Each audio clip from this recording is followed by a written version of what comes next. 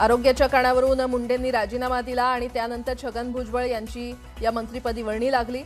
तर माणिकराव कोकाटे यांना महायुती सरकारमध्ये कृषी मंत्रिपदाची लॉटरी लागली होती, पण आपल्या मंत्रिपदाच्या काळात कोकाटे आपल्या वादग्रस्त विधानामुळे अडचणीत सापडले।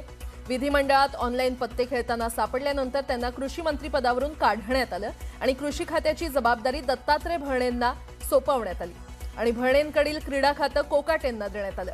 आता सदनिका घोटाळ्यात कोकाटेंना शिक्षा सुनावण्यात आली आहे। त्यांना केव्हाही अटक होऊ शकते आणि त्यामुळे त्यांच्याकडील मंत्रिपद धनंजय मुंडेंकडे जाणार का, धनंजय मुंडे यांना पुन्हा एकदा मंत्रिपदाची लॉटरी लागणार का, याची चर्चा आता सुरू झाली आहे।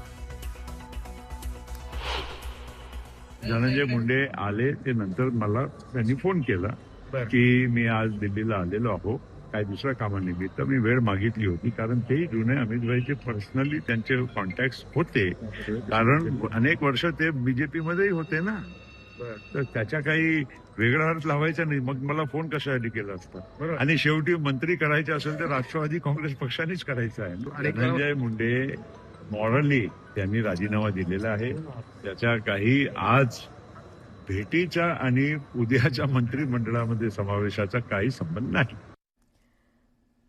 दरम्यान धनंजय मुंडे लवकरच भाजपमध्ये जाणार असा दावा करुणा मुंडे यांनी केलाय। मंत्रिपद मिळवण्यासाठी ते भाजपच्या वॉशिंग मशीनमध्ये जातील अशी माहिती त्यांनी न्यूज 18 लोकमतला दिली।